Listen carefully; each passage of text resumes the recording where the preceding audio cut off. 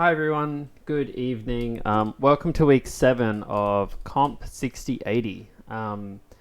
Very exciting times because you've just submitted your second assignment, so congrats to most of you for submitting that on Monday. We're starting the marking of that soon, and we're hoping to get that back to you at the start of week 9. Why assignment 2 is exciting is because you've now done 45% of the course. You've got one more 30% assignment to do, assignment 3, and then you've got your exam. Now, assignment 3, from my experience, is something that feels less painful for students than assignment 2.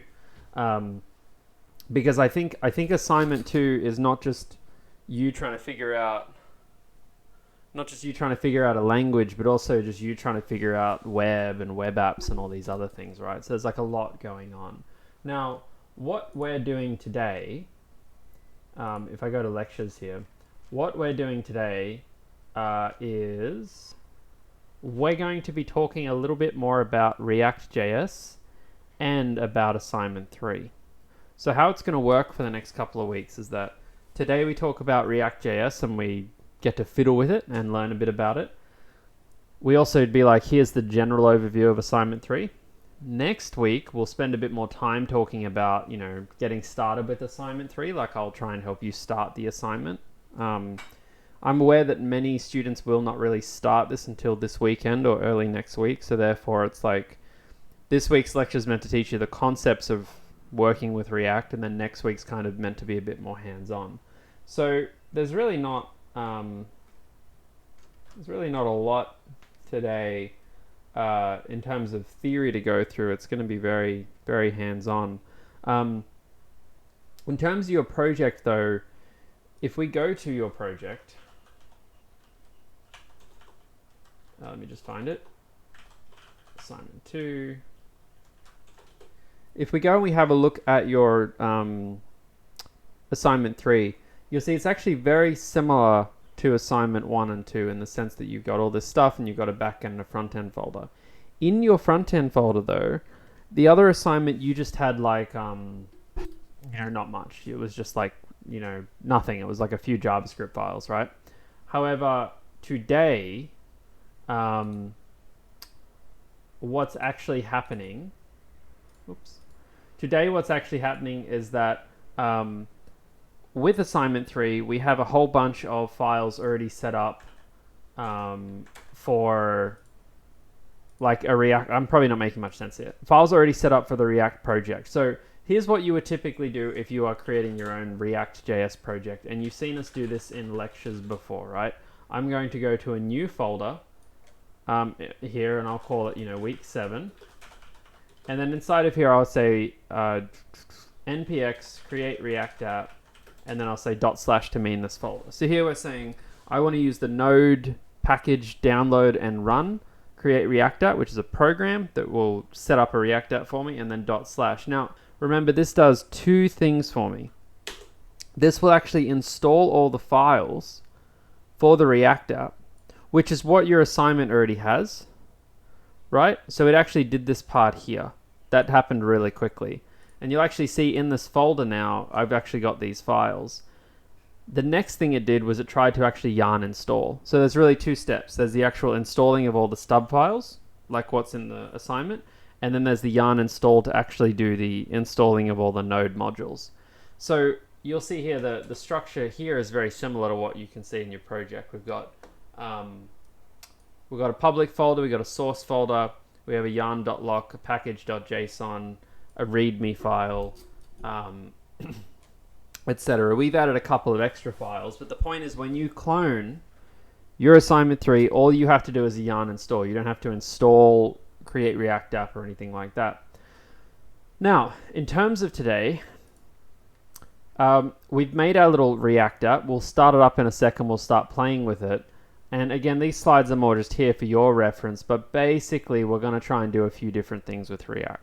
So I'm going to start this up. When you have yarn installed, you can do yarn start to start up your React app.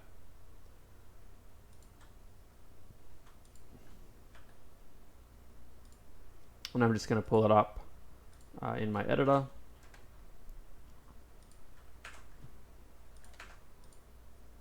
So you can see over here that I'll keep this on the left-hand side. And you can see that when you run it, it actually, again, it starts everything up on localhost 3000. If that port's taken, it starts it up on another port. But we have our little React app here. Now, we've already been through some stuff like this, but today we're really actually going to spend the time going through just like a few more... Oop. Sorry. Just going through a few more details together, right? Because we didn't really go through that many details when we went through it previously. So I've got my React app here. I've got my code up. Now remember that your React app by default is just one file. It's this app.js. So I'm again assuming that you've all seen various lectures on React, and one of the most obvious things that you'll notice when looking at React is that thing we talked about the mix of JavaScript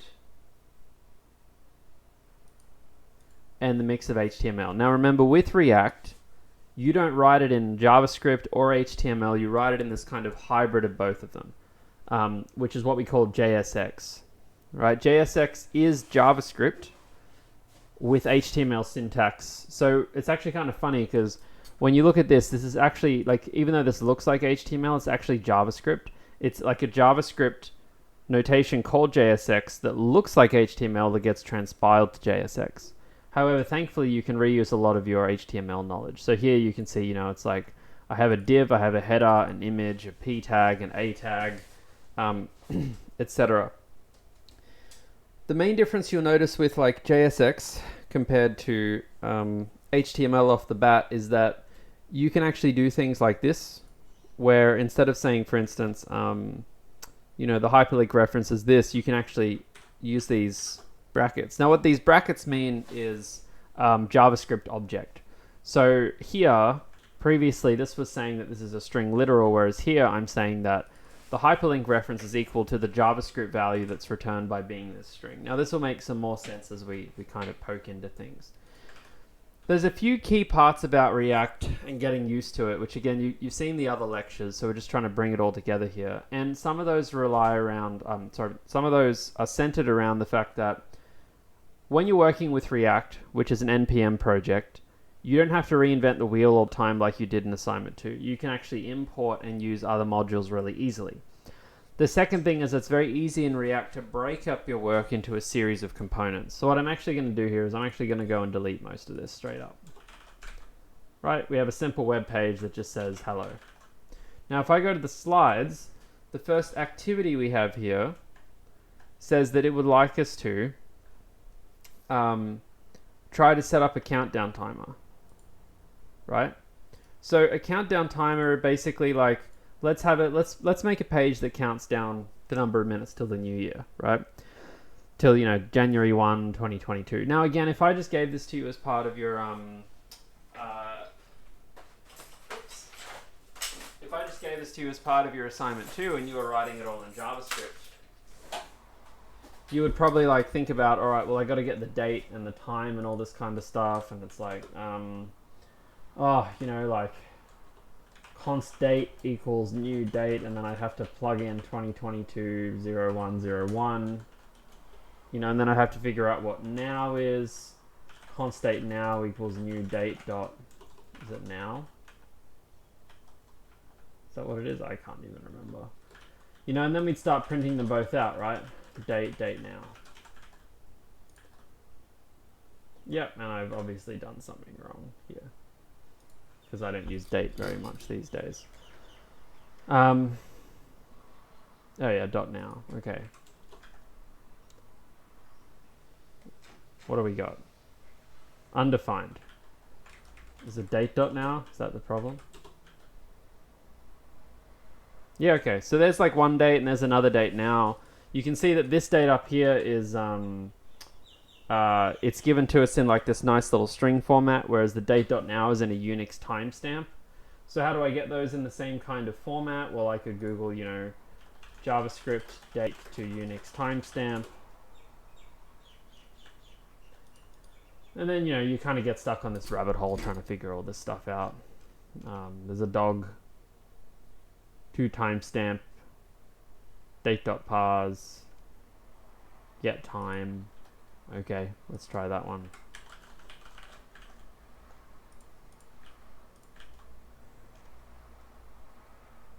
Oh, that's not good. Now we're having issues, right? Oh, I did it on the wrong thing. My bad. Okay, that seems close. So now we can figure out how many seconds there are. So we might say, you know, const diff equals date minus date now. That should tell us how many seconds. I just can't program today.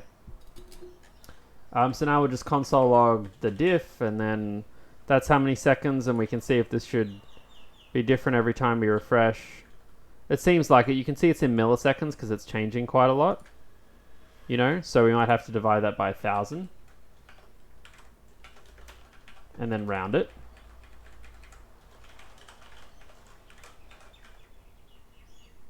Yep, and then if we want to find out how many, say, hours, you could divide it by 60 and then by 24. There's, you know, 3,941 hours, and if we divide that by, divided by 60 to get hours. That many hours, then if we divide it by 24, we should get, what, roughly 63 days? Yeah, there you go. So, you know, you could imagine that you could kind of build this timer yourself, and you could use set timeout or set interval to, like, repeatedly do this or something similar. You kind of get where this is going, right? It's going down a particular path of, like, various capabilities here. The benefit of building with these kinds of componentized React things is that when you go to do something with any kind of declarative framework or anything, you know, in these high-level languages, you can often just Google something like React Countdown, which is what you're trying to do. And what you'll find is if you scroll down, you will either see a GitHub or an npm.js link, which takes you to the official page of like a library, right? So this is an open source library that is kind of like hosted by the npm community, if you will. And they say that you can install it just by running yarn add react countdown. You can see that 110,000 people a week download it. So I can do that. Now, sometimes it's good to open another terminal here because when you, actually often, to be honest, if you're installing something, you probably want to stop yarn. So I'm going to do yarn add react countdown. Now, what does that do again? That adds a new file to my package.json, right? You can actually see this again. If I open up my package.json, you'll see that I now have a React countdown there, and then it's also been installed to my node modules. How do I use this? Well, I'm going to go read the docs. I look at some examples. I can see here that they import countdown from React countdown. Okay, let's try that.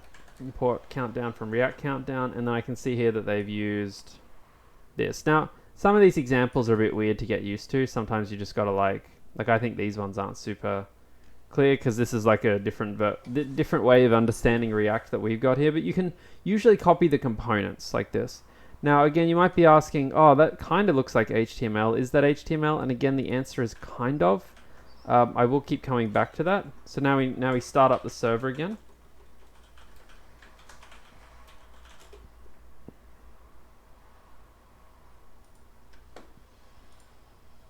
And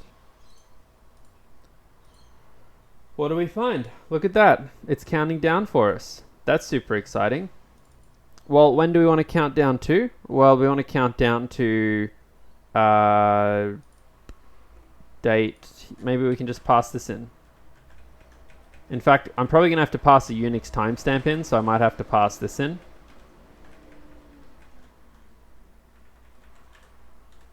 Right, now we can try that. There you go. There's a countdown.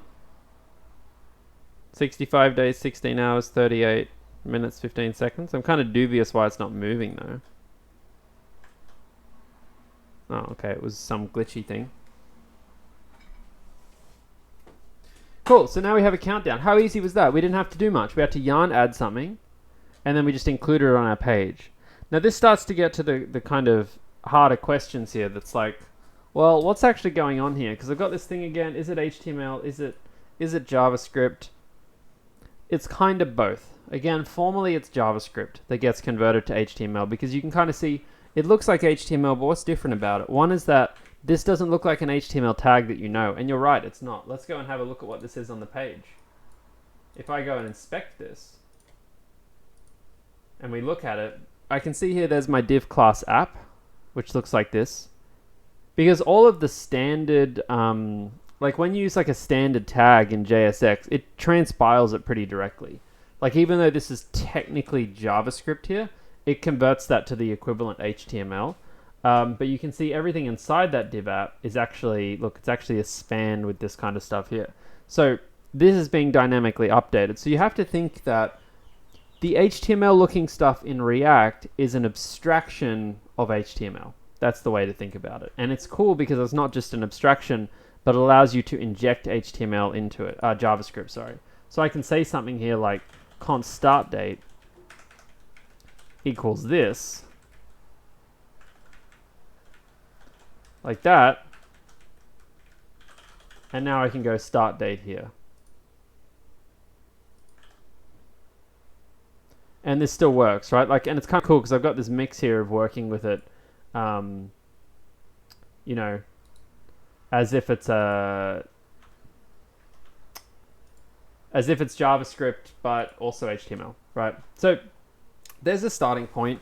I can do lots more things like that, right? Like I'm sure there's other things like what's something else you might want to put in there, like a React. What's some other things you might want to put in a page with a countdown, like a marquee, you know, some text to like slide across the screen. React fast marquee. There you go. There's another library. How many people download this library? 18,000 people a week. So I'm going to go and yarn add that one. So we'll go to our code. We'll actually install it. Yarn add that. I have a look at the usage and it says, oh, I import marquee from fast marquee. Great. There we go. And then it says that I can use it just by using this. So what this is that there's actually like a custom tag for marquee like this, and what it will do is it will take what's inside the marquee tags and it will do something marquee-ish with them. So again, marquee just being another JavaScript tag that's an abstraction of, there you go. And then you think, oh, that looks cool, but I don't know how I feel about the effects. Well, again, go read the library. It's got some stuff here. It actually tells you the props that it has. So when it comes to React, right, like in HTML, we would say something to you like, you know, div style, where style is an attribute. Style is an attribute of an HTML element. But we're not dealing with HTML here, we're dealing with JSX. And what we call with these on JSX is we call these props for properties. So we say is the div has one prop, which is class name, which is equal to app. And did you also notice this? Class name is not a valid HTML attribute.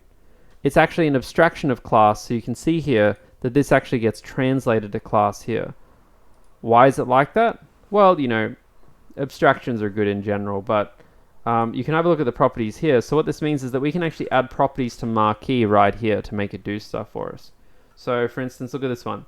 There's a pause on hover property that is by default false. Pause on hover, so I might make that one true. So now when I go to my app, I put my mouse over it, it should stop. Let me get off mobile. It stops. All right, pause on click. Direction, left or right, speed, 20, delay, loop, 0. You know, so is this one going to loop? Looks, yeah, loop is infinite. So this can loop so many times before it stops. So you've got a whole bunch of different options here to play with. So really powerful libraries, really useful abstractions. You can build anything you want. Now, what we're going to do today, though, is we're going to build something even more specific, which is the exact same thing. These are just some notes I have, which is the exact same thing that we built back in week 3, right? Do you remember back in week 3 where we tried to make ourselves that little form where we were like, please invite your friends to join CSE, and we had a text area and all of that. So we're going to try and do a very similar thing now. So I'm going to unwind some of the things I've done here, and we're just going to, you know, kind of start again. So one way I would recommend that you start working with ReactJS if you haven't dealt with it before is just by writing it out as if it's normal HTML, because normal HTML is kind of reverse compatible here essentially. So for instance, if I want to do what we did last time, please invite your friends to join CSE, H1, and then it says text area with a welcome message, right? like that, and then it has 2 inputs for email addresses. Email 1 input type equals text, like this, and email 2, and then we have a submit button down here.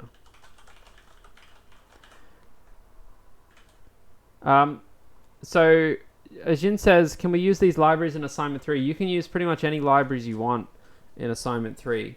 You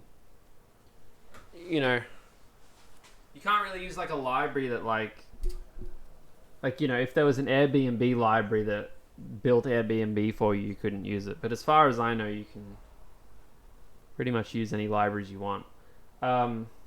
So we've got this here. Now again, I might put in a few BRs just to make this like, reasonably clean.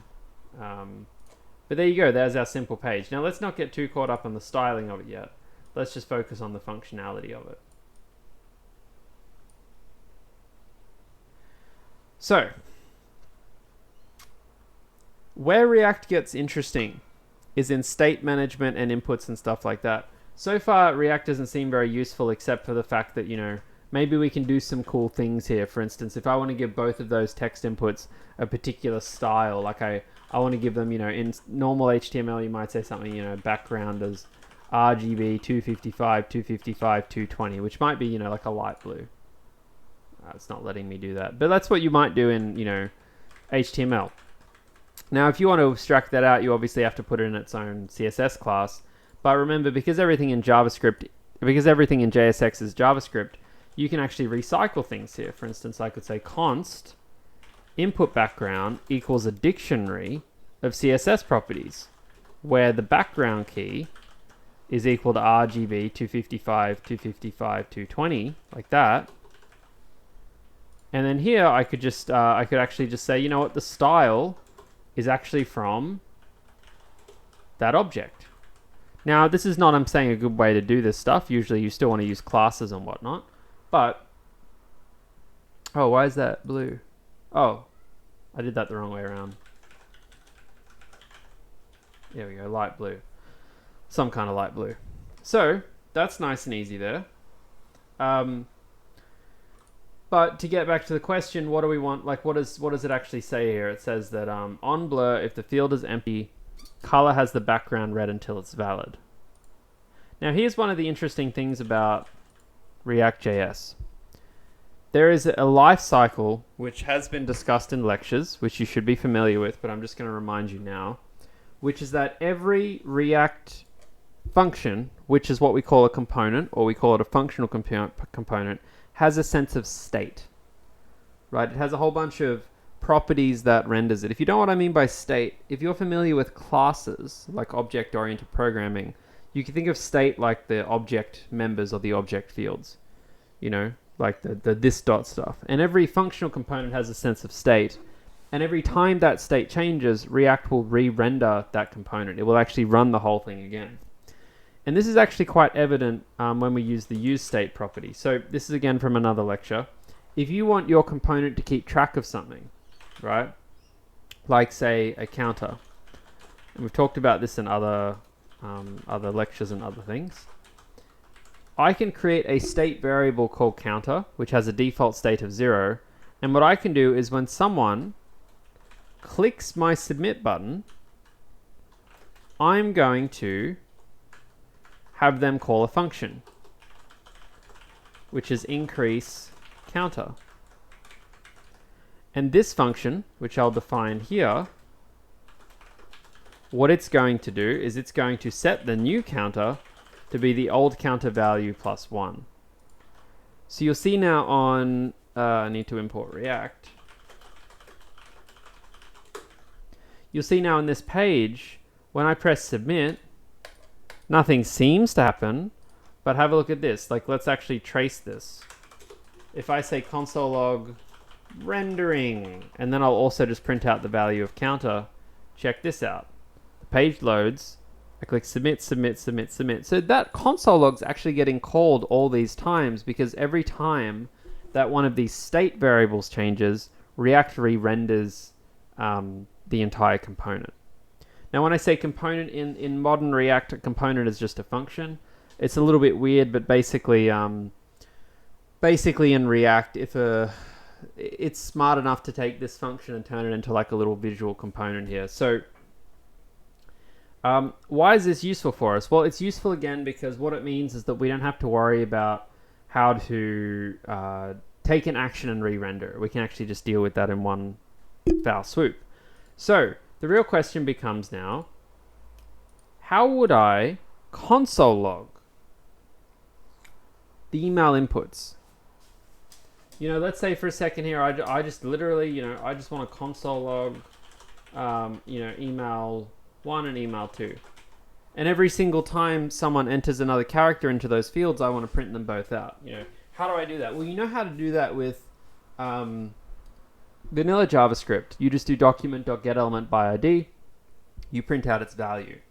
Where forms get more interesting in React is that we have to manage these through what we call a controlled component with React, which you can read up on if you want. I don't know where the specific website is. I'm sure there's like a React website for it, but basically what this is if you want to use the input of a form element, you need to actually manage the input of that form element. So, for example, let's say I have email 1 here, and I'm going to create the associated function set email 1. What I'm going to do is that I'm going to say that for email 1 here, when something changes, right? When something changes on this input, I'm going to call a function, and that might be called email1update. Right? So I'm going to make another function called email1update, and it's going to take in an event, because all on change, on click, on blur, on key press all take in events, and I'm going to print out that event, and let's just have a look at it together. I need to get rid of this set counter.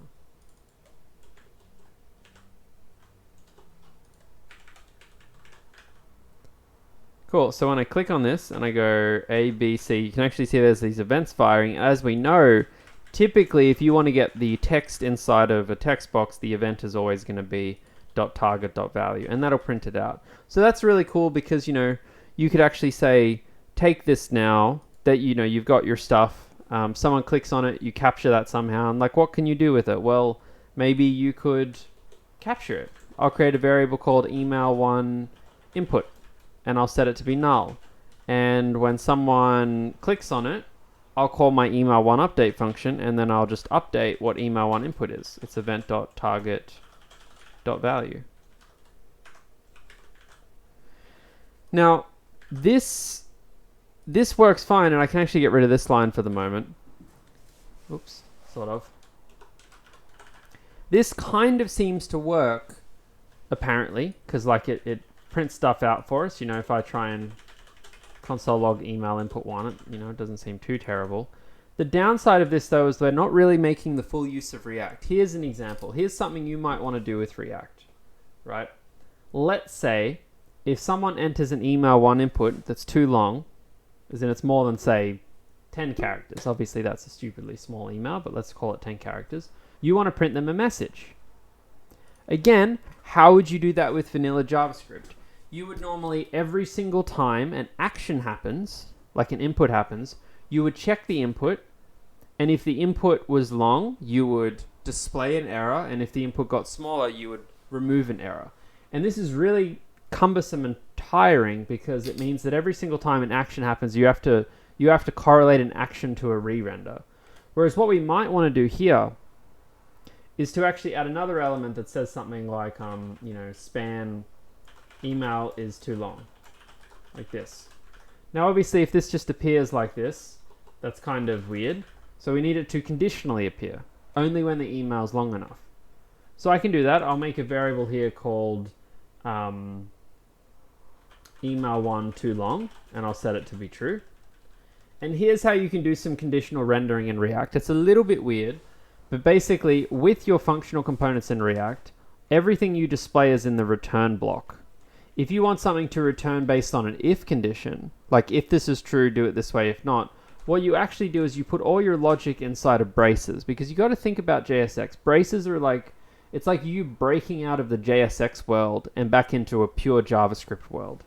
So when I say return and then open parentheses, everything here is JSX. It's basically HTML looking thing, except when I open my braces, which is where I'm saying, no, I'm going to give you real JavaScript now. And what this real JavaScript is going to be here is, again, I can't really write, you know, if email one too long, you know, return this. Like that might make some-ish sense to some people, but it's just not how it's designed. It's just not how React's designed. So the way we actually do this is we put our condition here. And for the if statement, if it's just like, if it's an if statement, we can say, check this condition. If it's true, return that. Else, return an empty string, or, you know, this, which means nothing. Now, oopsie.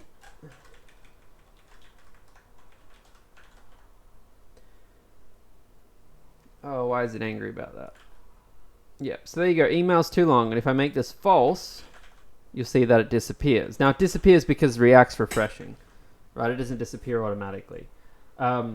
So whether that's true or not determines whether I make this visible or not. So this is some really weird syntax, conditional rendering. So it's like, yep, okay, if email one too long is true, then render this, else render that. That's what we're saying here. How do I make that dynamic though?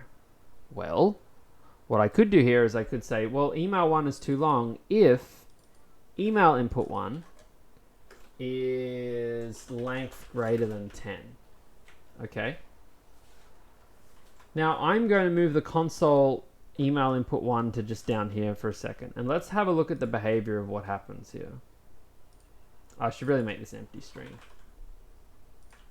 So when I go A, B, C, D, E, F, the email one input doesn't really print here.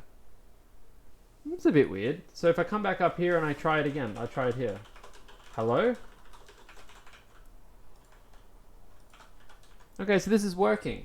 And this is working because the page is rendered and I've got an on click on my change on my input, and when something changes it calls this function.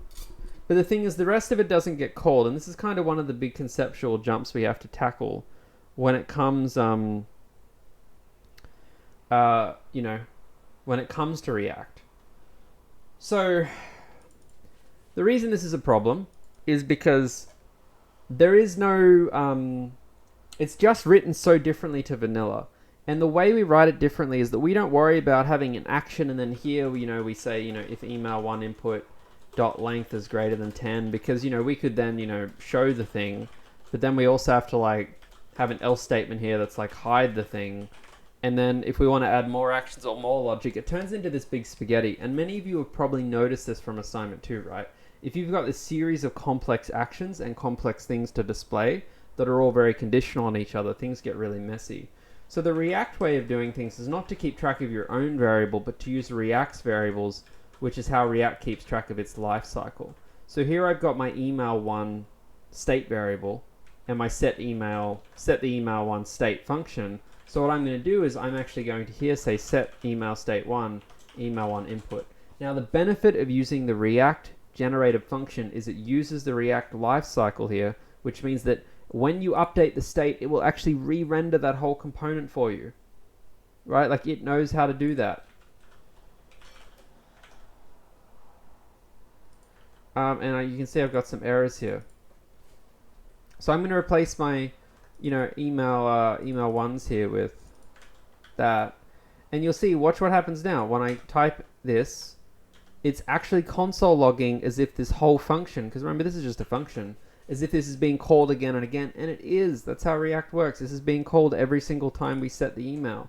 Now this is really cool because we can say that email too long now is just, you know, where the email one length is greater than 10, and you can see that as this gets bigger than 10, it says that, and when I delete it, it goes away.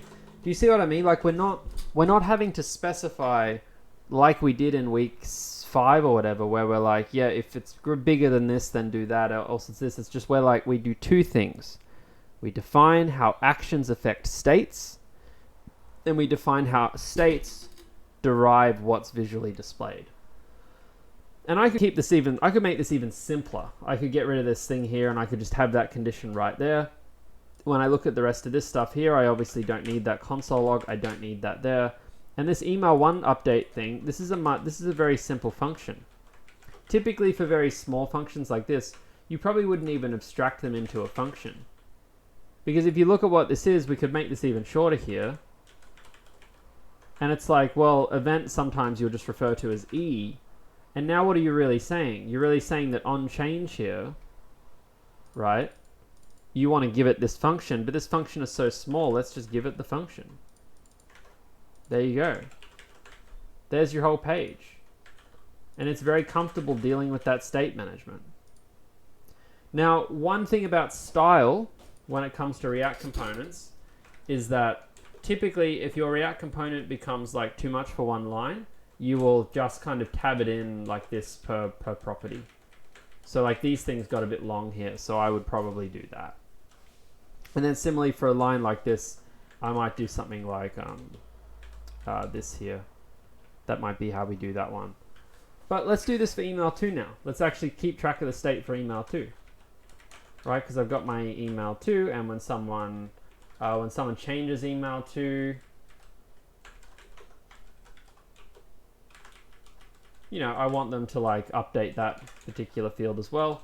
Yep, on change set email2, great, and then I can copy this email is too long thing as well. Great. So blah blah blah blah blah blah blah blah blah. Easy. Super easy to manage state. These declarative frameworks are really, really powerful. So let's go back to the question here. On blur, this is the welcome message. If the field is empty, the color the background red until valid. Okay, this is interesting. Now, how are we going to deal with this? Well, let's make another state property, and I'll call this welcome valid. And then we'll do set welcome valid. So now think about this again. We're separating actions to state and states to render. Let's focus on the states to render part. By default, it will be valid, okay? Just because that's easy. We go to our text area here, and what I'm going to say is that, what are we going to give the text area property? Well, the text area might have a particular style, right? And that style might be something like background red. Okay. How do we make it only go red though when it's not valid? Well, this is really easy. We say the background is no longer red because remember, red's just a variable. It's just data. We say if it's valid, make it white, otherwise red. So we've actually replaced this red with like a little ternary if condition here. And now this is super handy because while it's valid, it's going to stay white, and then once it's invalid, it stays red. So we've done that whole half of the process now. We've defined how state is rendered. The next thing we need to do is determine how actions affect state. So we can do that pretty easily. I've got my text area here. What do we want to do? Well, on change again, on change, let's call a function.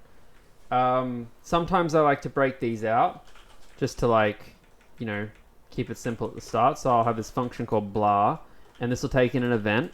And what do we know about the event? Well, we know that the input is e.target.value. And what does our spec tell us? Our spec tells us if the field is empty, color the background red. So if someone changes it, right,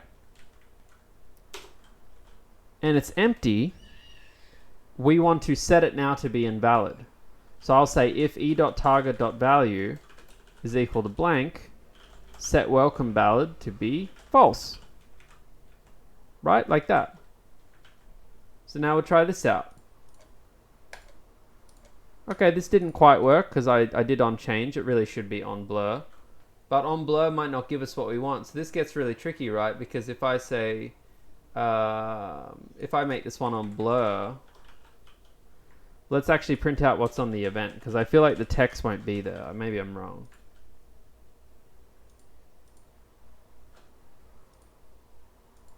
I don't know. Let's actually console log this. Yeah, oh, no, it's there. That's good. That's super handy for us. So I can use that now, right? So on blur, if it's blank, it goes red. Red, and if it's not blank, it goes, well, it doesn't change. Okay, so this is tricky. Now we've got another problem. We're like, well, how do we get it back? Well, again, what does it say? Until it's valid. So basically, once it's not blank, it becomes valid again. Well, we can do a different function here for onChange, right? Call this one blah2, where what blah2 is going to do is it's going to be called every time it changes, and if the value is not blank, it'll set it to be valid. So now we can click on that. It's red. I type. It changes. I click back. I click off. It's red. I click back. I type some more. It's still whatever. I click back. I type some more. It's still whatever. I click get rid of it all. Red. There you go. All makes a lot of sense, right? Like it really does all make a lot of sense. And again, let's maybe simplify these functions down just a little bit. I don't know whether these are worth abstracting out or not. Like I'm pretty borderline about it, but you could definitely kind of take these and put them in like a condensed form here. So like the onBlur one kind of has that particular function. Personally, I think it might just be easier to say, you know, this onBlur takes an event, and what it does is that it checks that, and if that's true, it sets welcome false to be valid, right? Like if you can do it in a line, I think generally it's probably a good thing to try and do in a line. I think it gets hard when it's not in a line. And again, these brackets could confuse things further. And always do the triple equals. And then we could do the exact same thing for blah2, right? Because blah2 was just like the same kind of thing. It was just like, yep, if it is not blank, then set the welcome message to be valid, to be true. And in fact, these functions are booleans anyway, so maybe we'll just leave it like that for now. But yeah, so that's like all there is to that. And then you've dealt with that particular case pretty easily. Good. How am I going with everyone? How's everyone following so far? Is it making sense?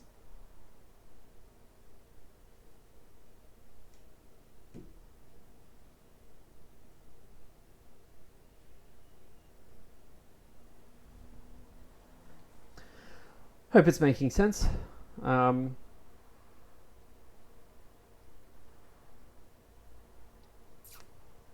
We're about to go into making our own components and doing some more interesting things with loops. So maybe what we'll do is, why don't we take an early 5-minute break now till like 6:57 or something, and then we'll keep punching away at it. And we'll cover making our own components, we'll cover loop rendering, and we'll cover some more interesting ways to manage state. So let's do that. Let's take a 5-ish minute break and get back to it. Okay. Hi everyone. So I haven't gotten any questions over the break, but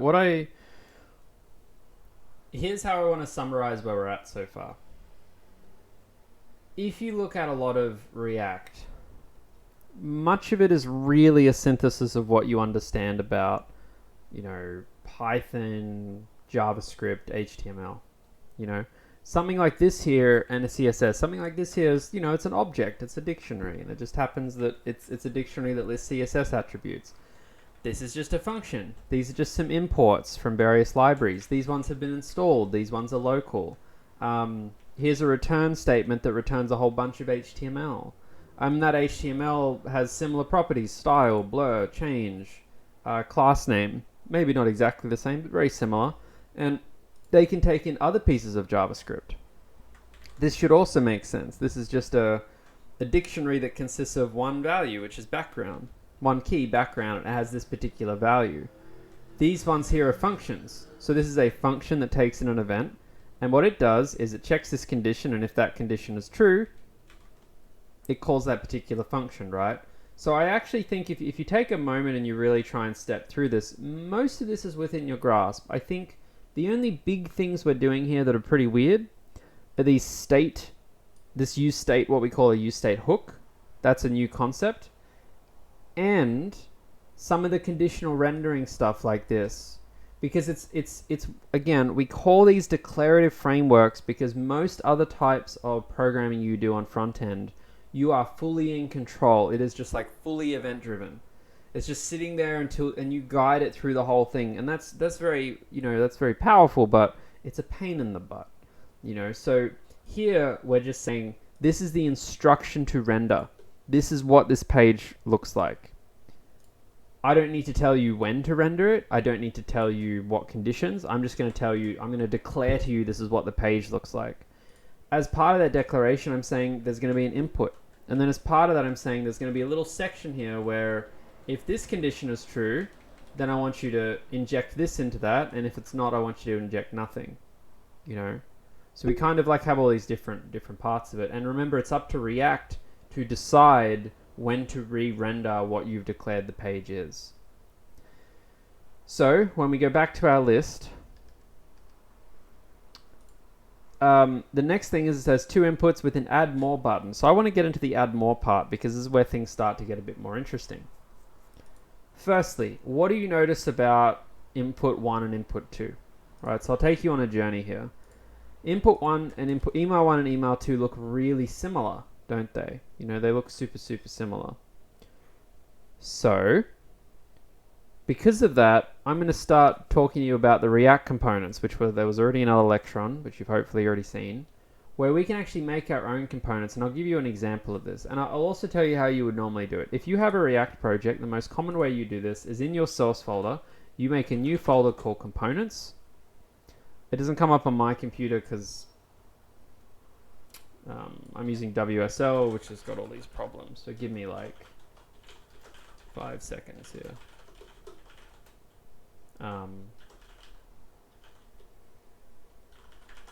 Okay, let me just...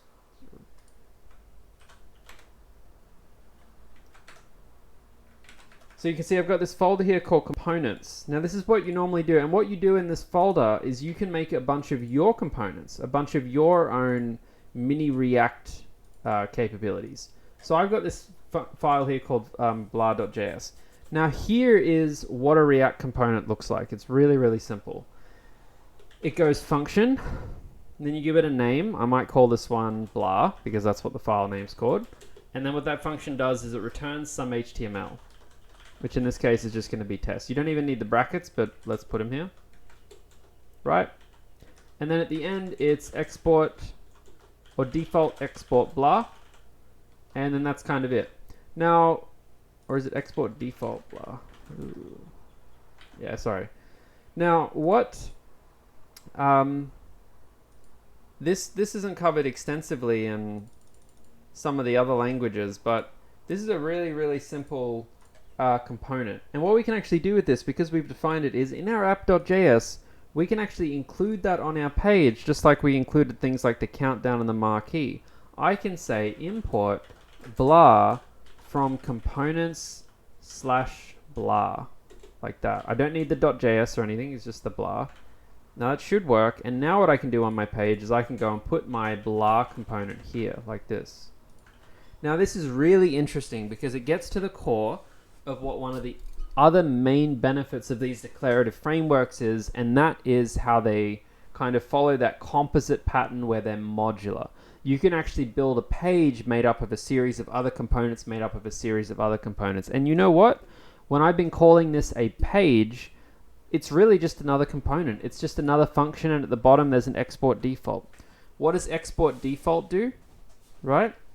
Export default says that if someone imports this file, that I want you to give them blah, like this.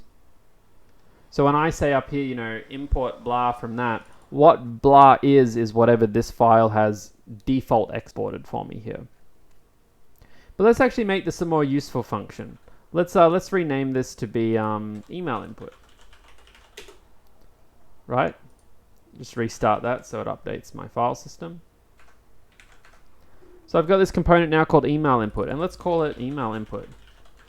Now what I'd like to do is I'm going to go and take all of this. I'm going to paste it in here. There we go. And let me just fix up all the indentations and stuff.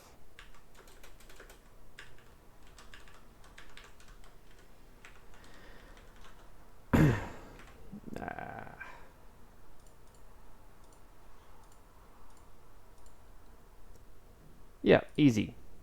So there's my stuff. Now, one thing about React components is you can't actually write them like this. All what React components need to return is they all need to return one HTML element. You can have lots of stuff inside of it, but you kind of can't return like 3 HTML elements all like side by side. They kind of all need to be nested inside of one kind of parent element.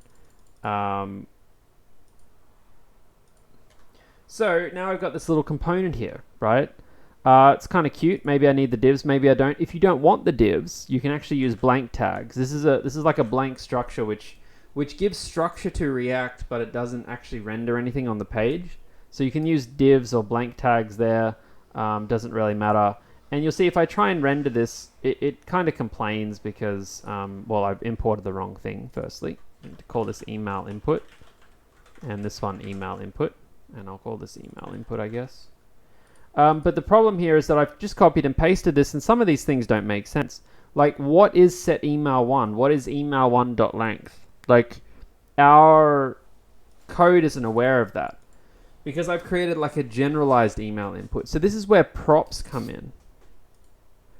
So every functional component you make in React, it can take in an argument called props. And what props is all of the HTML-like parameters that are passed in.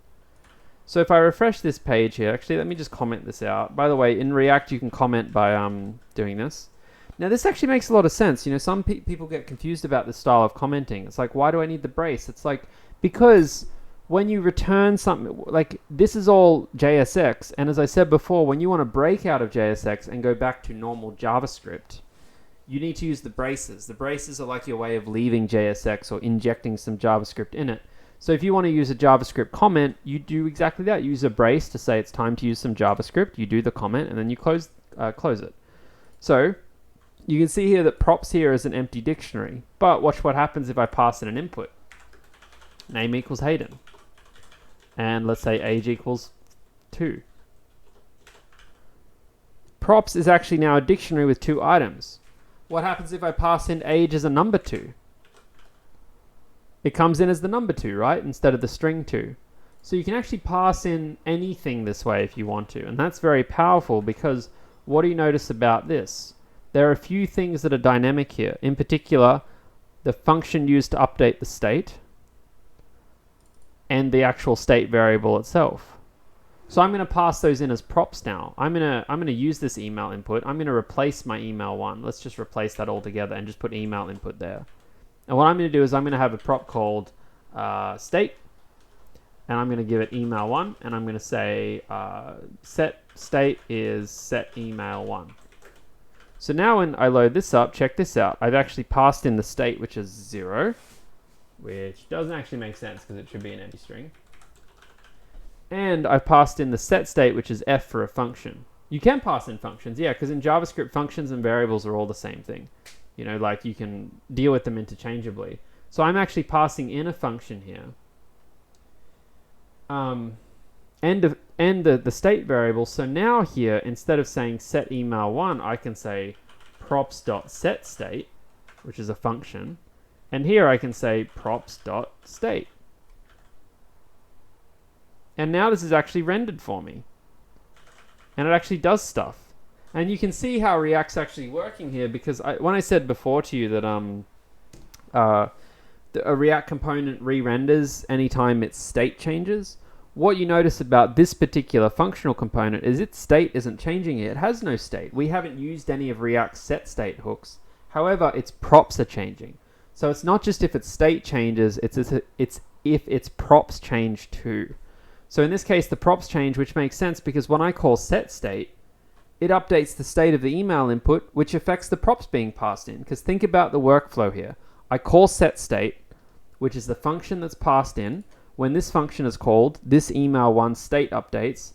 Because the state of this app component has changed, it re-renders. As it re-renders, it comes down here, and it passes in a new value to this. And because this one is like, oh, if the props change, I better update, so then this one re-renders. So React's very smart in how it does all of this stuff. Now, typically here, it's generally not common practice to say props.setState. Typically what you do is you say like const set, you know, set state equals props, like you destruct it like that, it makes the code a little bit cleaner. So like this is more likely to be what you'd have. Or again, if you want to be even like cooler, you can actually just put this straight in the functional component parameter list. And that's actually a really common way to do things, because a functional component just takes in a props argument, which is a dictionary, so you can just write it like this, and then other people are like, ah, okay, I can see the props that are being passed in here. So now when I refresh that, you know, we get, it should just work for us. You can see email 1 here. What's the other problem we have here? Well, I don't want it to always say email 1, so now I'm going to have to, like, you know, extract that out too, and I'm actually going to have to pass in like a num or something, because the component's not aware about like what number email it is. Like that. So now this is cool because, let me just clean up the style here a little bit.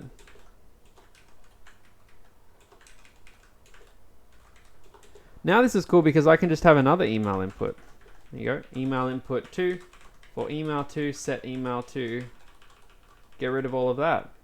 See how much cleaner I'm able to kind of keep my code, because you're able to, it's literally like programming for the first time, right? Like once you learn about functions, you're like, oh, this is awesome because I can just take out repeated logic and put it somewhere else. Except you're doing this in like in a visual way, you know, like a you know, a logical visual way. So, yeah, there you go. That's how you kind of work with components. That's what it's like passing in props. You can pass in not only like variables that are props, but also functions. So super flexible, powerful stuff there.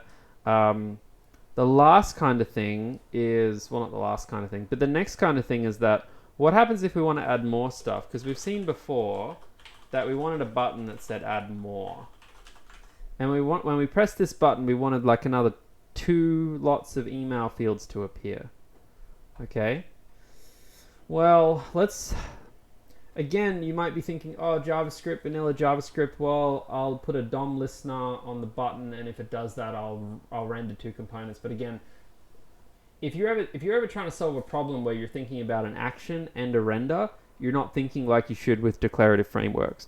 You need to think differently. What state are we going to use here? Start with the state. Well, let's have a state that keeps track of how many email inputs are visible. Okay, that sounds cool. So, you know, const email inputs set email inputs, and that's going to be a number equals react.useState. We start with 2. Cool. So what happens when someone clicks on that button? Well, I could make a function up here called increase email inputs, which all this function would do is it would just simply say set email inputs equals email inputs plus 2, right? That makes sense, because there's you know, it would just increment that by 2. And if you want, I could console log this here, console.log email inputs, like that. Yeah, let me just fill this in. Oh, I have to call it. So what's my function called? Increase email inputs. So now when I click this button, it goes to 4, then to 6, 8, 10, etc. Okay, cool. Well, now let's not even worry about rendering it. Let's actually play around with that React logic that says after those 10 email, actually I'll come back to that at the end because it'll make more sense. But again, we don't need a separate function for this. It's so simple. This is the function. And because the function is one line, we don't even need the braces. So like we could just say, yep, it's just a function and all it does is call another function. And like, there you go. There's the whole thing. Maybe I could break that up because it's a bit long. You know, there's my button. You probably wouldn't put that on. Well, you probably given the length of that line, you'd probably do that. So yep, button on click, that happens. And you get rid of your silly function that you don't need anymore. Okay, add more. That's going to be increasing the state now. What happens when the state increases? Well, it renders it differently. So what am I going to do now? Well, now I will show you another form of conditional rendering, which is looping. So what I showed you before was like conditional rendering with if statements. But let's actually look at how to do like for loops in React components. And I'll give you a really simple demonstration here. Let's say for a second that I have a bunch of students. I have them in a list. Jin, Musa, Mian, Samir. Done that poorly. Right? I've got a list of names. If I want to do something that loops through that list of names, I do the following. I break into JavaScript, I get the list, and then I do a map. Now what does a map do? Do you remember what map does? Map goes through every element in a list, and it maps it to something else. Except in this case, instead of mapping it to something else, we're actually just going to print it. So what I'm going to do is map takes in a function, and that function describes how to do something with every element. So let's say for a second, and again, I'll break this out just to start. I'll say like, const print student. What it's going to take in as a student, and it's honestly just going to return, div student dot upper. Is that a? I don't remember what the upper. What is the uppercase function in JavaScript? To uppercase. Right, it's just gonna return that. So now what we do is we say students.map, and then we just give it our print student function, and that should print out all the students like that. Because what this does is students is a list, map says go take every element in that list, and for each element pass it into this function. And what this function does is for each element it actually gives you back some JSX. It's like print this, print this, print this, print this, like that. However, again, you wouldn't normally break this up into a separate function. I'm just doing that there to really demonstrate the point. You would typically pass this straight in here like that. So this is the kind of pattern you follow. You say students my list, we're going to map. For each student, I want you to print this out. Now this is very powerful because we can generalize the same principle to our emails. Now here's one of the tricky things though. One of the tricky things is sadly in JavaScript, there's no easy way to loop a certain number of times. It's kind of annoying as hell. So like when we have this variable here called, email inputs, I hate it because like you can't just say here like, loop 2 times like you can in Python or something, Like, because what we're actually wanting to do here, realistically, is we're wanting to say something like, email inputs map, and then, such and such something, and then we want to print these out like this, But we can't really do that right now. So let's come back to that idea and let's start somewhere else. Let's start from the fact that even if we do manage to make this little conditional loop here, the problem is that we can't just keep making all of these, right? Like you understand this because in your first month of programming, you saw something like this and then you were told you need to use an array for this or a list. And we're going to have to do the exact same thing here. So now instead of having this kind of one state property per email, we're actually probably going to need, this is probably a better way to do it, is to just have an emails thing and to just set emails. And that'll actually be a list. Right? It'll be a list of items, except what do we know at the start? There's 2 emails, so it's going to be a list of 2 empty strings. It's a little bit tricky, but it's how we're going to have to progress forward because it just makes more sense. So what does this mean here? Well, the page is going to crash. But what this means is that I'm going to have to... Do I still have that? Is this still here? No, it's not. What this means is that now, anytime I used email 1, I'm now going to have to use email 0. And anytime I used email 2, I'm going to have to use email 1, right? So I've actually gotten rid of the email references already, but I haven't gotten rid of the set email references. This one's a little bit harder because you can't really that easily just say, yep, on the set state, all you're going to do is there's the function to call. Because like that function is going to update a list. Do you know what I mean? Like you're no longer just updating that value because that's like a whole, like let me show you what I mean. So like I'm going to make a function here and I'll call it like update email. Sure. And it's going to take in a new email. So what I'm going to do here is I'm going to console log emails and I'm going to console log new email. And you'll kind of see what I mean. And what I'm going to do is I'm going to give this new email function here instead of set email 1 and set email 2. So both email input components will get that.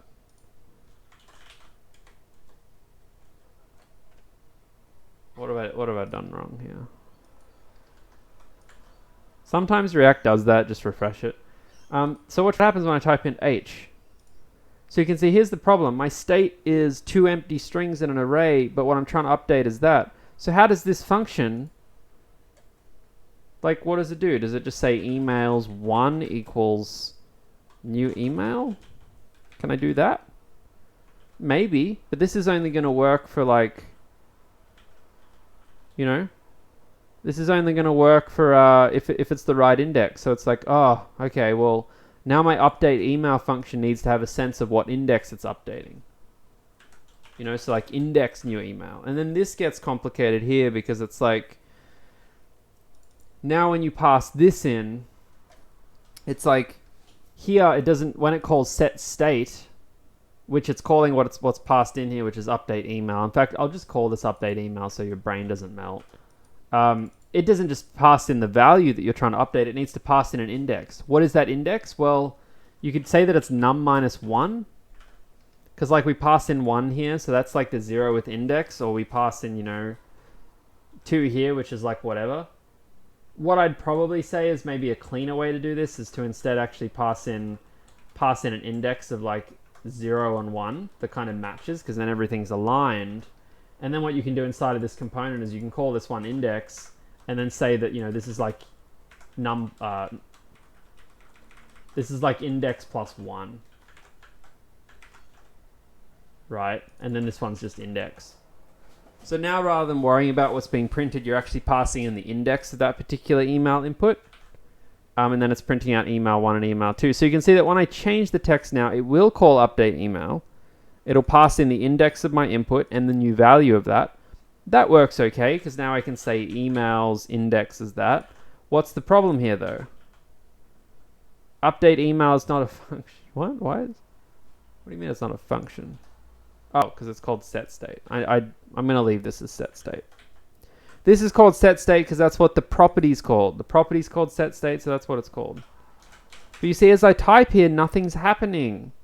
I'm updating the state variable though, but nothing's happening because it's the actual calling of React's set state function that is triggering the life cycle. It's triggering the re-render.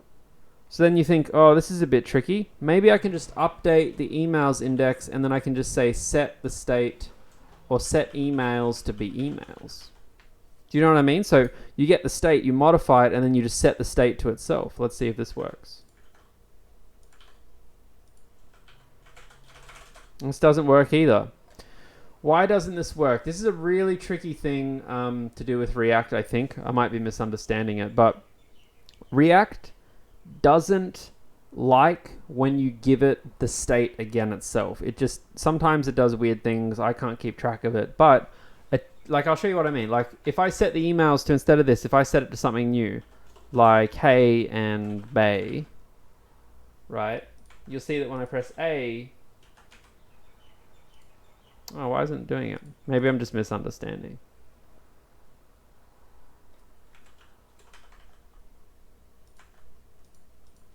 What's going on here? Let's try debugging. Let's console log emails. Let's actually look at what this output is. Okay, so they start off as blank. I type in A, they go to hey bay. Okay, but the state's not updating? Why is that? Oh, I know why. Because we've forgotten to do something the entire time. Which is that when I'll take you through this a bit clearer, because I won't do this set whatever. When I set my default things here, if I set this to be, say, a default email of A and B, it's not actually loading inside of here, and that's because the form inputs themselves need to have a value set to be that state. Without that, right, we have this like kind of disconnect between our actions and what's being rendered. Now you can see that React is actually giving us a warning here, and it's saying a component is changing an uncontrolled input to be controlled. This is likely caused by the value changing from undefined to defined value, which should not happen. I'm just going to ignore that because I don't really think that's a problem. So you can see our initial state is going to be A and B.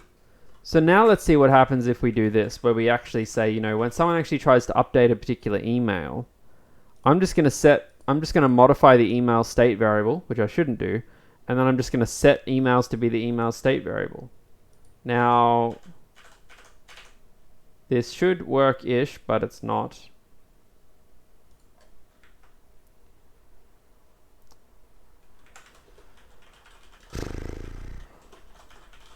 So here's one of the funny things about, Here's one of the funny things about how React works.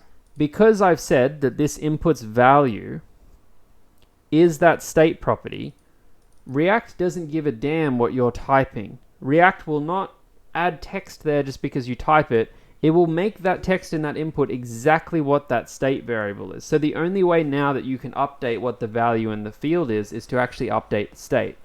Now you can see we've got some problems here where when I type something, nothing seems to change, which means that my state update's not working. Watch, when I'm typing like B, C, D, E, F, see how each single request is being treated like a separate thing as if the value is still just A? So watch what happens now when I try and set this manually. So instead of doing this, I might try and set it as like, hey, bay again, and let's see what happens. So I refresh, I type in H, and then they both snap to hey, bay. So you can see that this set emails is working here, but doing what I was doing before it wasn't. Part of the reason for this little trick is that, again, React doesn't like when you send the state variable into the set state variable, it just kind of gets really annoyed. How you get around this is sometimes you have to make a copy of it. This is for arrays. You don't normally have to make a copy of it, but like when you have arrays and stuff, sometimes you want to make a copy. The easiest way to make a copy these days is to say const new emails equals emails. Now this is using the React spread, this is using the ES5 or ES6 spread operator, which is saying emails is a list. I want to create a new list that is filled up of all of the list items of emails. It's kind of like a hacky way to copy something. And now what I can do is I can actually mutate what new emails index is. I might call this one new input so it's like less confusing. And now I can update the state with new email. So basically now I'm giving it a copy of it. So it should be a lot happier with me now. See that? And every time I type, I'm actually updating that entire state thing. Now this is super useful, right? Because I don't even need this emails input thing anymore, because what were we using this for? We were using this to track the number of emails we have, but we're already tracking it because we have a list here, and the list has a length, and that length is 2. So I can come back down to my button here, which was originally when I clicked it, it set the email inputs, and what I'm actually going to do here is I'm actually just going to say, well, when I click on this button, I want you to set the emails to be whatever the current emails are, plus a new list of 2 empty strings. Now, I don't actually think JavaScript works like this. Oh, no, it doesn't. So I might have to actually do something a bit more elaborate here. I might actually take this out into a separate spot. So, I'll call this function like add to emails, like this, and then we'll come and make it up here. Sometimes it's good to like break things up until you like figure out how serious they are. Yep, so this is just going to be like set email. So I'll do exactly what I did here. I'll copy it, new emails dot push an empty string, and I might just do that twice because I'm lazy, and then I'll say new emails like this. So I'm getting the state, copying it, pushing 2 new strings to it, and then setting the emails to that. So let's try this. Now this might not seem to work to you, but that's because we can't see what's actually happening. If I console log emails here, you can see they're actually doubling, right? Double, double, double, well, not doubling, 2's being added to them. So this is really good. Now that this is happening, let's come down here and let's actually dynamically render out our email inputs. So instead of having to manually write these, let's now say emails. Is it emails? Emails.map email, like this. And now I'm going to put my email input here, right? And I always give it the update email function, and I can give it my email itself, right? Because like as I loop through all the state variables, we just need to give it that particular one. But what am I missing here? I don't know how to give it the index. It's like, oh, how do I do the index? Well, I could keep track of that myself, right? By, you know, explicitly writing that in. Or if you actually have a look at the map function, the map function actually will take in a function with three parameters technically, but like you can see here that when you call map on an array, it expects a function and it will give that function the current value, which is the email, and the index. So I can actually get the index in this loop here like this, and I can pass that in like this. And now on this page, it's not rendering anything. Why is that? Oh, because I'm not, right. Okay, so here's a fun little trap for you. What's actually happening here is my map is this block here, function, but this function isn't actually returning anything. I actually have to return the input. So it's like, okay, cool, A, B, C, D, E, F, add more, adds another 2, G, H, I, J, K, L, you know, and then I keep clicking this. And how do I stop this add more button appearing if there's, you know, 10 inputs? Well, it's really simple. I just do another conditional render. I just say, you know what, if emails.length is greater or equal to 10, or if it's less than 10, I should say, then render this. Otherwise, don't render it. Refresh that. Add more, add more, add more, add more, done. And like, I think what I just want to like really reiterate here is, you know, and some of these things could be simplified too, for sure. In fact, like this could be cleaned up. Like if you know how to do the spread syntax, you could even just do that, I'm pretty sure. That's the same thing, because you're just creating a new list which contains all the old items plus 2 new items. And again, it's like if you understand JavaScript, things can start to get really, really simple. And then before you know it, you're like, oh, well, this is no need to abstract this out because this is actually just a function that does this. You know? And it's just simple, simple, simple. I think there's actually a smarter way to do this. I don't remember off the top of my head. But that's like it. That's your whole program. Like, think about how crazy in week 3 that one we wrote with all the DOM manipulation and keeping all the document.get elements and whatnot. And this one is a lot easier to even expand upon. Like, if you want to do more here, you can do a lot more with a lot less effort. Okay. That brings us to the end of that example. Do you have any questions? Because I'm happy to go through questions for a little bit before we have a quick overview of assignment 3. There won't be a lot to talk about with assignment 3, but I'm happy to kind of give you the brief rundown of it.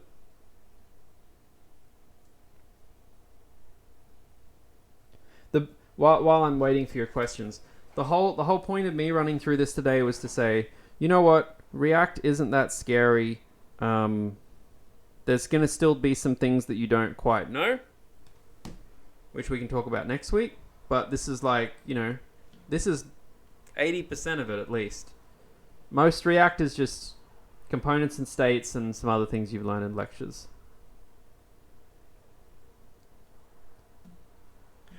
Probably one of the only things I do feel obliged to kind of quickly mention is that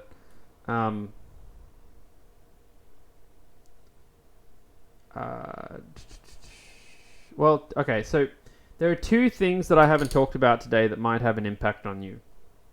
One is how to do fetches. I mean, it's not like you can't do them. It's not like I would tell you much crazy, but generally to do fetches and stuff with React, you'll want to get familiar with useEffect and some of the useEffect shoot questions. So there was a question this week from Shoots about useEffect, which I think will be really useful. So there's a shoot question about pulling information from GitHub. That question will be very useful. So if you're feeling a bit lost on actually communicating with the server, start there. and the other one is on prop types. And this is just a bit of a weird thing, but what we've given you with the project has a linter on it. And as part of that, if you have a function like this, I'll talk more about this next week, but I just want to flag it now. It will actually expect you to do something like this. And I can't remember the exact syntax, so I'm sorry if I've gotten it wrong.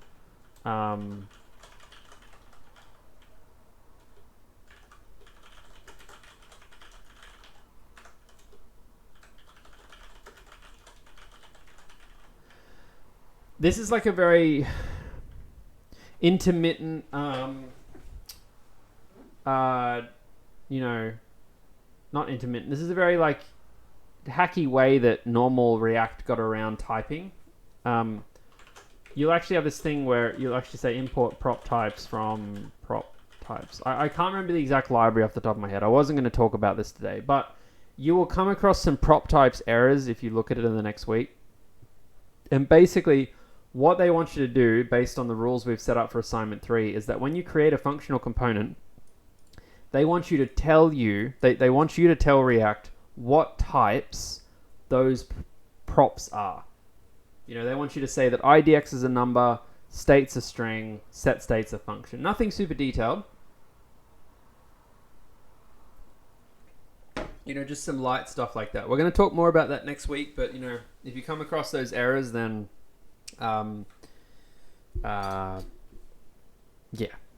that's what that's for.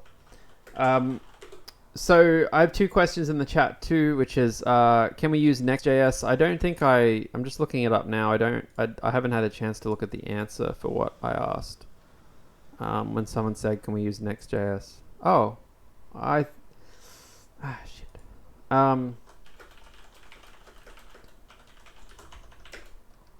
So in terms of ant design, which is a question people are asking, you know, can I use ant design? You can use anything you want for this project. Like, you can reuse libraries. The whole point of this is to give you a sense that these declarative frameworks are designed to build applications quickly, right? They're designed for you to kind of be able to quickly cobble things together and make them work. And I have another example that I'll go through next week, on top of starting assignment 3, to do with React. So yeah, it's designed to just get things moving quickly. So I think this is totally fine. I mean, I don't think there's anything bad about this. Most of these libraries are fine. You can use Axios for fetching. You can pretty much use anything you can find on NPM. That's all good. The question about can we use Next.js, I just posted on the forum, so I'll take this one offline, but I don't understand who would want to use Next.js for this. You'd have to explain to me why. Generally speaking, the only times you can't use an NPM library are if it undermines the usage of React itself. So like if you were like, can I use Vue.js or can I use Angular? We'd be like, no, because you can't change the fact that you're building a React app. That's pretty much the only rule as far as I understand. Yuan says, can you give an example that we only re-render parts of the component instead of the whole app? That's a good question, because in terms of like what's re-rendered, I don't really know how the rules are, and you don't need to either. But React's very smart. It will not re-render things it doesn't need to. That's what makes it powerful. Like, if it re-rendered everything all the time, then you could probably write your own React engine in a day, right? You just write your HTML and then it you just make it refresh and re-pull everything. But React's a bit smarter than that. I can't really give you many more details than that. Okay, so in terms of assignment 3, assignment 3 is remarkably similar to assignment 2, and we do this by design so that you're not having to like relearn a whole bunch of stuff. Basically, assignment 2 was building a front end for a Slack application. We gave you a back end. That back end was an Express server. That back end Yarn installed and you ran. Assignment 3 is the same thing, except instead of building a front end for Slack, you're building a front end for an Airbnb-like application, right? Airbnb being, this website. If you haven't used Airbnb, I would strongly recommend you spend 10 minutes just clicking around Airbnb. Am I still logged? No, I'm not logged in. It's not like the app's the same as it, but it's like if you've never used this, some things might just be a bit weird to get your head around. So I would strongly recommend you play around with the app. What we are asking you to do isn't quite the same as this app, though. It's a little bit similar. We want you to build an Airbnb-like application. Like assignment 2, we give you a bunch of things to do, a bunch of front-end stuff to do. We want it to have a login screen and a register screen and a log out button and this and that, and we want you to have a section to create and edit and publish a hosted listing. I'm not going to dictate this to you because it's pretty much all written here and it's all just kind of copied loosely off Airbnb, but it's the same thing. There's like these different feature sets. I think in assignment 2 we called them milestones, but this goes on for a while and there's all these different feature sets. One of the key things to point out is that with assignment 3, because some of you are doing it in pairs, if you do it in pairs, the 5 feature questions are worth a little less and you have to do this advanced features. So if you're doing this assignment solo, you don't actually have to do 2.6 at all, and the other sections are weighted more than that. So 2.1 to 2.6 are like all these different front-end features. We expect your assignment is going to be linted. A linter, all of you should know what a linter is, and I believe that there's a lecture on linters, isn't there? I'm 99% sure there's a lecture on linters. Yeah, there's a lecture on linting from this week. I don't know who does it. Is it me? Hope it's not me.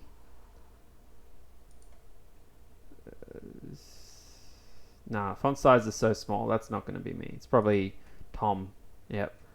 Tom does a lecture on linting. We're going to expect your assignment to be linted. We've actually already installed the linters as part of the package, so you don't actually have to do anything here.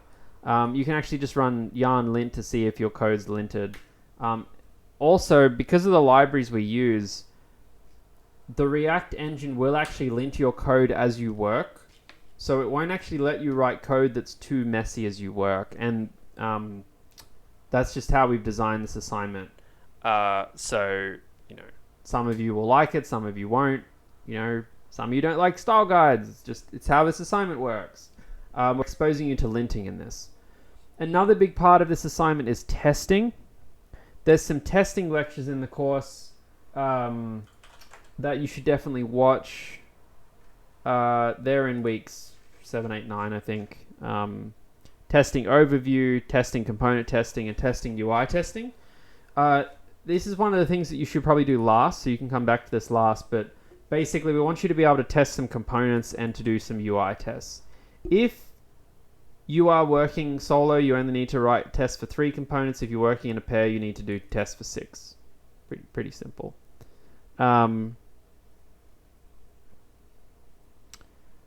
Yep, that's a lot of it. Now, in terms of getting started, the front end in this one is a ReactJS app. You can go and read this in your own time. We can talk about it a bit more next week, I guess. But it's pretty much you just open up your front end folder and you yarn install, and then you can yarn start, just like we've seen here.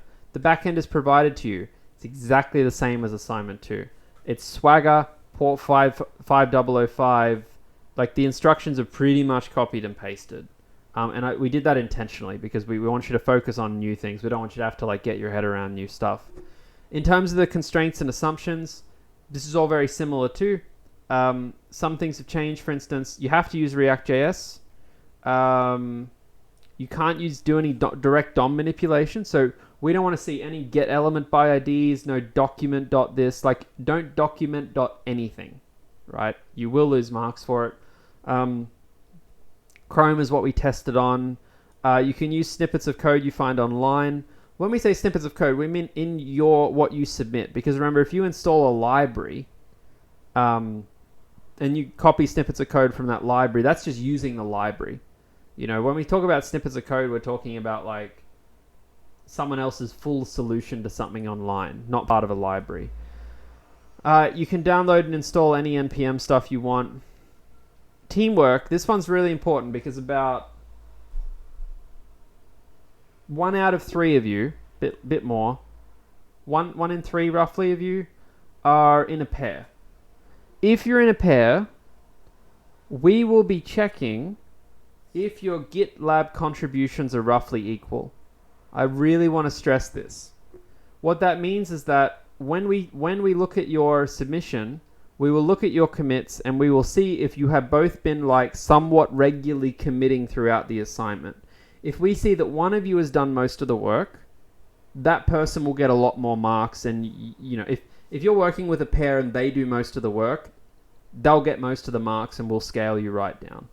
You know, we won't scale the other person up either unless like they actually complain to us in advance. So I'll just be really clear here. If you both work roughly the same and you both kind of commit and contribute roughly the same, it doesn't have to be like perfect. It'll all be fine. You just both get the same mark. If your team member is doing less work than you, you need to email me to let me know so I can talk to both of you. Because if you've been let down by a team member who's disappeared for a week, for instance, I'm talking about extreme stuff, not like you've messaged them and they haven't replied this evening.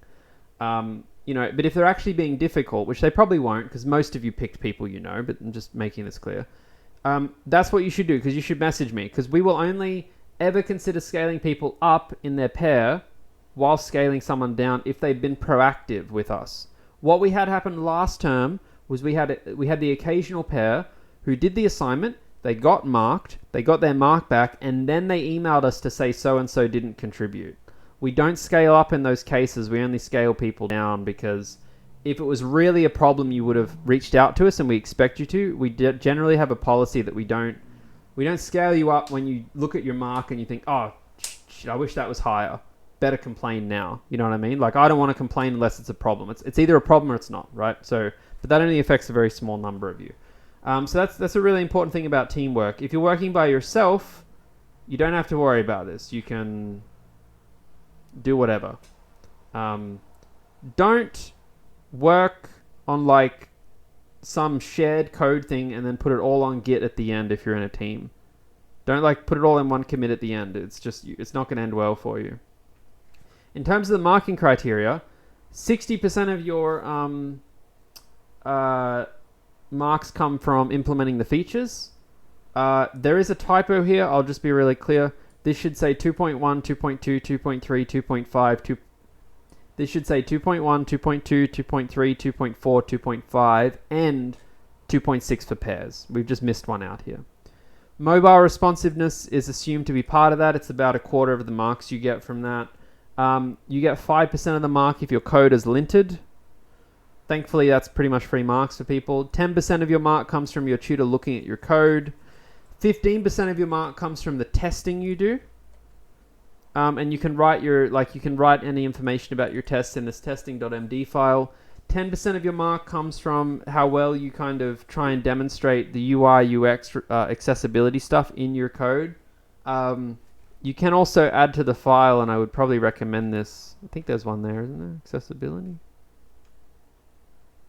Oh yeah, UI UX. So you can actually add to this UI UX file if you do some stuff, you know, and you're like, oh, you know, I did this particular thing in terms of UI and I did this in accessibility. Just add some notes there for the tutor who marks you. We will be a lot more, we will expect more from you in this assignment than assignment 2. In assignment 2, we marked UI, UX, and accessibility really lightly because we hadn't done much of it. Like I pretty much just said to the tutors, if you see them do it, if you see that they've thought about it, that's enough. But here we'll actually be expecting you to, like, you know, apply a number of UI UX principles. Don't ask me how many, because it depends what you apply. You know, it's just like we can't prescribe literally everything down to the T. So that's what these 10%'s for. And then same thing as assignment 2. There is a 5% extra features you get. If you want to get bonus marks, you can also do that. So that can take you above 100. The rest of the sections are the same. It's due on Friday of week 10. That's 3 weeks and 2 days away. If you're working in a group, only one of you needs to run this command, and the late penalty is the exact same. Next week, I'm actually going to clone this and try and start a little bit of it with you. I didn't want to do it this week. That was just how I wanted to structure things. To come to some questions, Moonjun Tio says, a question about linting. VS Code auto formats my code so there isn't a space between the function name and the corresponding brackets, but ESLint complains.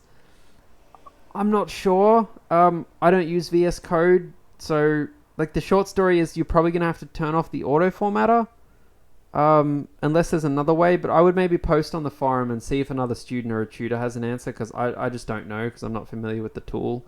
In terms of playing around, I mean, I'm familiar with VS Code, but I wouldn't have a clue where to start any more than you on that one. Samir says, for assignment 2, the front end became extremely slow when you started loading a few images. Is there any way we can compress images? Not without toggling the back end, or unless you compress images on the front end before you send them to the back end. Though, you know, we kind of know some things are going to be slow. Yeah. Chen says, is this sentence also suitable for all 6 feature sets? Expectations on solo groups will be half of that pairs to achieve the same marks. Oh, sure, I understand. So, here's the quick summary. Bonus marks, groups are marked twice as harshly. For UI UX, they're marked the same, I believe.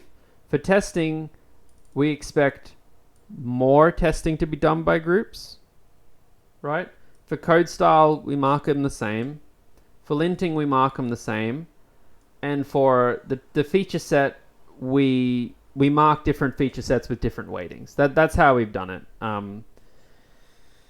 You know, I definitely don't think that two people work twice as efficiently. I just don't think that's true in my experience, because people have coordination issues. Like, as a pair, we expect you to contribute equally, which means there's a certain level of, like, you have to plan together. You actually have to plan to work. You can't just say, I'm going to work on it for a week and a half and then give it to you, you know? So because of that causes overhead and slowdown. Also, just generally working with other people, it's rarely 2x the effort, right? So that's why those things are structured like they are. Peng says, has GitLab been set up for groups? We just push the code and they go into the same Git. Yeah, so if you are in a group, in a pair, we've created a group repo for you and your partner. It's the same repo. If you're in an individual, we've created a group repo for you, except it's just you. So everyone for assignment 3 has a group repo. It's just a question of whether there's one person in it or 2.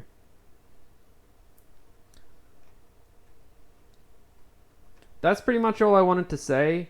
To recap again, what we're going to be doing next week is I want to give you all a week just to sit with this. I mean, we released this on Friday night, so you already nearly had it a week, but I want to give you another week to sit with this. And then next Wednesday in week 8, I'm going to clone the assignment and starting it with you, right? And I will also... So that you can get a feel for it, because I just don't want to give you too many hints early on, right? So we'll actually kind of, you know, start it next week, run the back end, do the fetching, and we'll also go through another React App example if we have time next week. Let me check on the group repo stuff. I think I saw a forum post about that. Or someone emailed me, so I'll chase it up. If it's a systemic issue, we'll try and fix it. Raymond says, do Git commits get marked? Not really. We don't care about the names or anything. We're just going to be like glancing through to see if the contributions are roughly equal. Anyway, we're coming up on 8 o'clock. So are there any last questions before we go?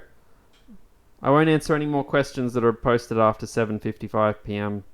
Sydney time in like 2 minutes from when I said that, so... see if there's any more questions. Sorry, I just opened a pen.